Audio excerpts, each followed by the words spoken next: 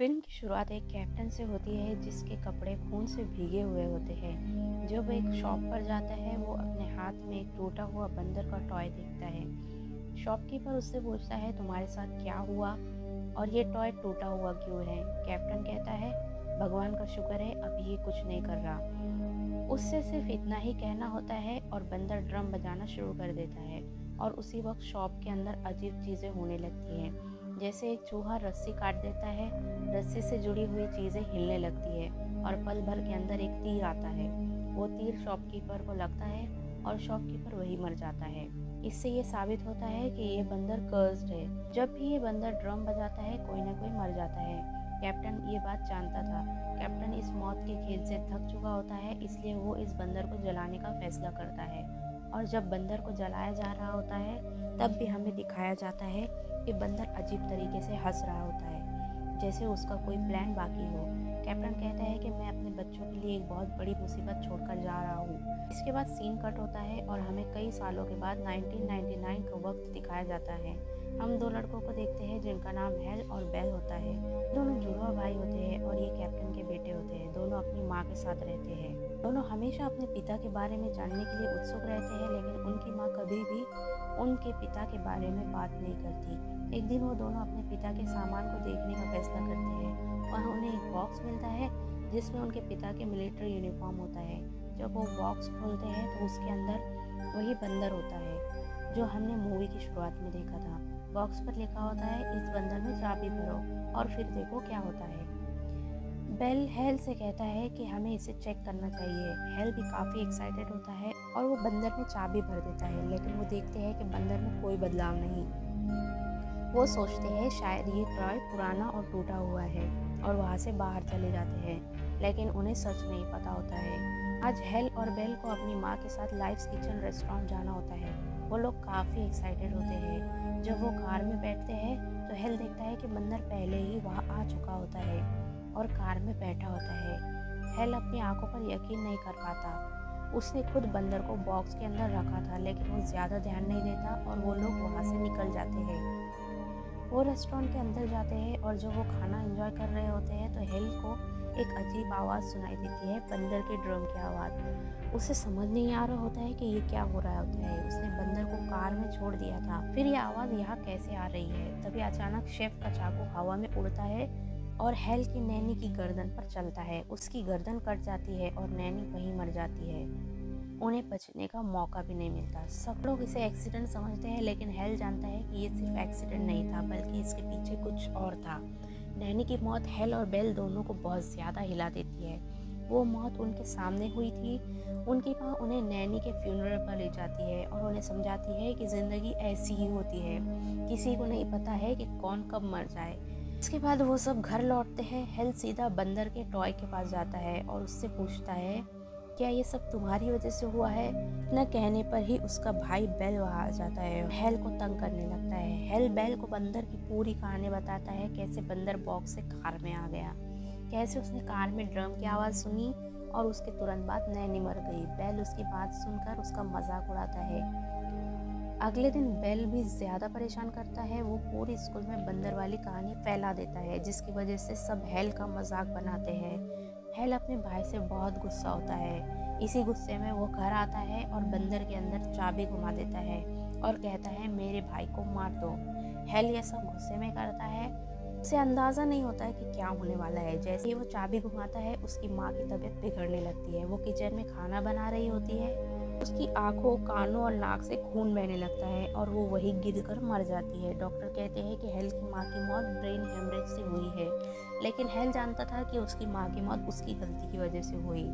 गम और गुस्से में हेल घर जाता है और हैमर से बंदर को तोड़ देता है, लेकिन अगले दिन सुबह जब वो उठता है तो वो बंदर को बिल्कुल ठीक देखता है। यहाँ दिखाया जाता है कि बेल गहरे सदमे में होता है। वो अपनी माँ की मौत बर्दाश्त नहीं कर पाता। 3 दिन तक वो अपनी माँ के फ्यूनरल के कपड़े भी नहीं बदलता। तीसरे दिन उसका अंकल उसे लेने आता है, क्योंकि उसकी माँ और बाप दोनों मर चुके होते हैं। उसे किसी की कस्टडी में रहना पड़ता है। यहाँ आने के बाद हेल के दिल में बहुत पछतावा होता है। वो बेल को सब सच बताना चाहता है। काफ़ी वक्त बाद वो बेल को सब बता देता है कि माँ की मौत बंदर के ड्रम की वजह से हुई। और इसके पीछे मेरी गलती है, मैंने गुस्से में चाबी घुमा दी थी। और जब भी चाबी घुमाई जाती है कोई ना कोई मर जाता है। बेल उसकी बात पर बिल्कुल भरोसा नहीं करता। वो कहता है अगर ऐसा है तो साबित करो, दोबारा चाबी घुमा के दिखाओ। हेल बिना सोचे समझे दोबारा चाबी घुमा देता है। उस वक्त उसे ये एहसास नहीं होता कि अब किसी की मौत हो सकती है। जैसे ही वो चाबी घुमाता है दूसरी तरफ उसका अंकल दिखाया जाता है जो घोड़े पर सवार होता है। अचानक वो घोड़े से गिर जाता है और कई घोड़े उसके ऊपर से गुजर जाते हैं और वो वहीं मर जाता है। ये घटना बेल को यकीन दिलाने के लिए काफ़ी होती है कि ये बंदर कितना ख़तरनाक है। इसके बाद वो फैसला करता है कि वो इस बंदर को अपने से दूर रखेगा। वो बंदर को उसके बॉक्स में वापस रख देता है और उसे ज़मीन में दफन कर देता है, ये सोच कर के अब सब सेफ हो जाएगा। उसके बाद बंदर के कारण हुई तबाही रुक जाती है और कहानी में 25 साल बीत जाते हैं। 25 साल बाद हम हेल को देखते हैं जो एक स्टोर में शॉपकीपर के काम कर रहा है। उसने अपने भाई से सारे रिश्ते तोड़ दिए होते हैं क्योंकि वो डरता था अगर वो भाई से मिला तो बंदर फिर से उनका पीछा करेगा और फिर से तबाही शुरू हो जाएगी। अब हेल अपने मैनेजर से छुट्टी मांगता है क्योंकि आज उसे अपने बेटे पेट से मिलने जाना होता है। पेट अपनी माँ के साथ रहता है जो हेल की एक्स वाइफ होती है। वहाँ जाकर हेल को एक शॉकिंग खबर मिलती है। उसकी एक्स वाइफ और उसका नया पति पेट की लीगल कस्टडी लेने का फैसला कर चुके होते हैं। इसका मतलब था हेल अपने बेटे के साथ ज्यादा वक्त नहीं बिता पाएगा। ये दोनों दिन उसके लिए आखिरी दिन थे जिन्हें वो अपने बेटे पेट के साथ पूरी तरह जीना चाहता था। इन यादों को यादगार बनाने के लिए हेल अपने बेटे के साथ रोड ट्रिप पर निकल जाता है। रात को दोनों एक मोटेल में रुकते हैं। यहाँ हेल का बेटा उससे उसके परिवार के बारे में पूछता है। वो पूछता है कि आपका कोई भाई भी है। इस वक्त हेल को बेल बहुत याद आता है लेकिन वो अपने बेटे से झूठ बोल देता है, नहीं मेरा कोई भाई नहीं है, मैं अकेला ही रहता हूँ। यहाँ सीन कट होता है। अब हमें वो औरत दिखाई जाती है जिसके साथ हेल और बेल अपनी माँ बाप की मौत के बाद रहते थे, जिसके पति की भी मौत हो चुकी थी बंदर के टॉय की चाबी घुमाने की वजह से। वो औरत अब अकेली घर में रहती थी। आज उसे अपने घर में एक अजीब और डरावनी आवाज़ सुनाई देती है। उसे लगता है कि कोई उसके घर में घुस गया है। इस बात को देखने के लिए वो अपनी बंदूक उठाती है, बाहर निकलती है। उसे लगता है कि कोई बेसमेंट की तरफ गया है।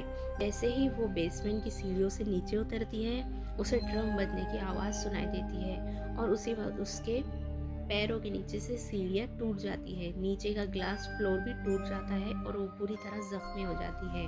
कांच और लकड़ी के छोटे छोटे टुकड़े उसके चेहरे में चुभने लगते हैं। अपने चेहरा देखने के लिए वो जब शीशे में पास जाती है उसे गैस लीक की स्मेल आती है। वो तुरंत किचन की तरफ जाती है। जैसे ही वो स्टोव के पास जाकर स्मेल करती है अचानक एक स्पार्क होता है, आग लग जाती है और उसका पूरा चेहरा जल जाता है। जलते हुए चीखती हुई वो घर से बाहर भागती है। उसे कुछ समझ नहीं आ रहा होता है और वो सामने लगे बिलबोर्ड के पास चली जाती है। जैसे ही वो वहाँ पहुँचती है बिलबोर्ड उसके सर में घुस जाता है और फिर वो वहीं मर जाती है। इसी वक्त हेल अपने मॉडल में एक भयानक सपना देख रहा होता है। सपने में वो अपनी माँ को एक बहुत डरावनी शक्ल में देखता है और वो बंदर भी देखता है। जैसे ही वो बंदर को देखता है वो घबरा कर उठ जाता है और फिर वो देखता है उसके फ़ोन पर बेल का कॉल आया होता है। इतने सालों के बाद हेल फोन उठाता है। बेल उसे बुरी खबर देता है कि बंदर कहीं वापस आ चुका है और फिर से तबाही फैला रहा है। प्रॉब्लम बहुत बड़ी हो चुकी होती है। उन दोनों को किसी तरह उसे ख़त्म करना ही होगा। इसी बात पर दोनों के बीच बहस हो जाती है। बात करते करते हेल रूम से बाहर निकल आता है। वो देखता है पूल के पास एयर कंडीशनर से आवाज़ आ रही होती है। अचानक स्पार्क होता है, एयर कंडीशनर दूर जाकर गिरता है। उसकी वायर टूटकर पूल में गिर जाती है। पूल के पानी में करंट फैल जाता है और जैसे ही एक लड़की पूल में कूदती है वो करंट लगने से वही मर जाती है। ये देखकर हेल और ज़्यादा डर जाता है और समझ जाता है कि वो बंदर पहले से भी ज़्यादा खतरनाक हो चुका है। अब सिर्फ उसका नाम लेने से ही तबाही शुरू हो जाती है। हेल फिर से शहर छोड़कर जाने का फैसला करता है ताकि कम से कम उसके बेटे को कुछ ना हो। लेकिन पेट चाहता है कि वो हेल के पुराने घर जाए जहाँ वो अपनी आंटी के साथ रहा करता था।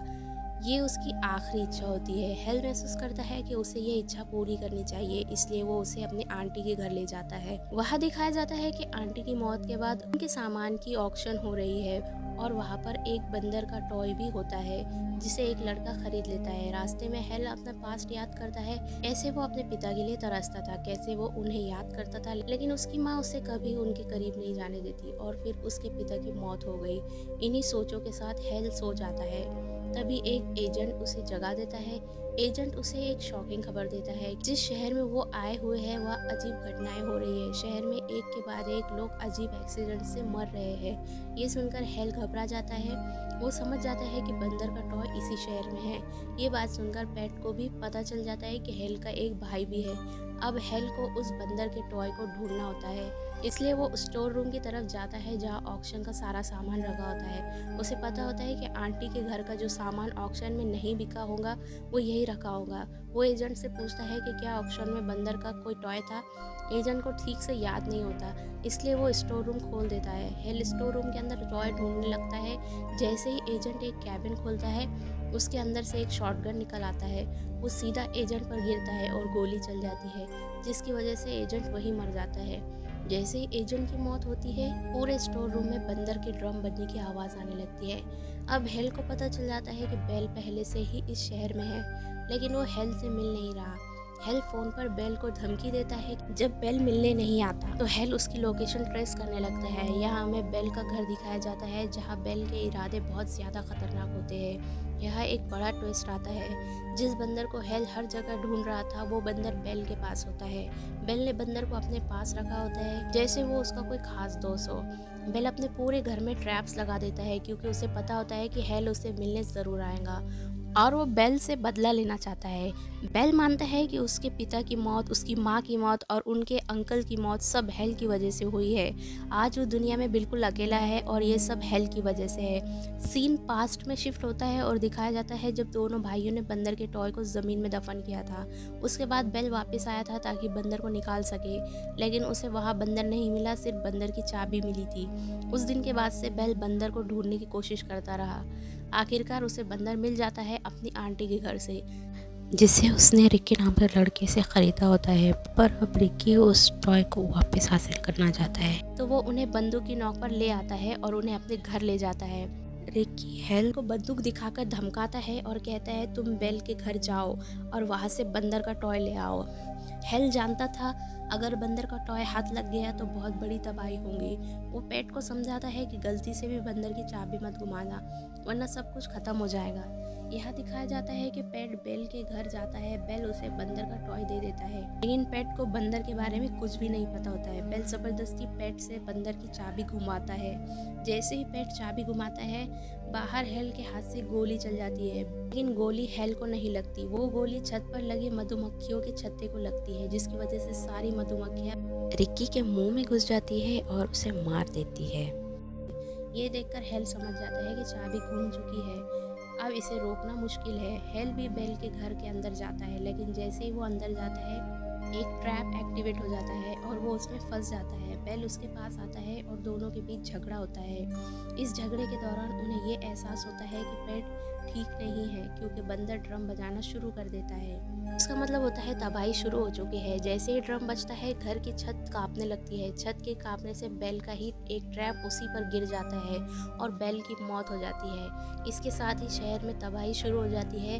कई जगहों पर आग लग जाती है। हेल और पेट किसी तरह उस घर से बाहर निकल जाते हैं। अब दोनों शहर छोड़कर जा रहे होते हैं और वो फैसला करते हैं कि बंदर का टॉय अपने पास ही रखेंगे ताकि आने वाली तबाही को रोका जा सके।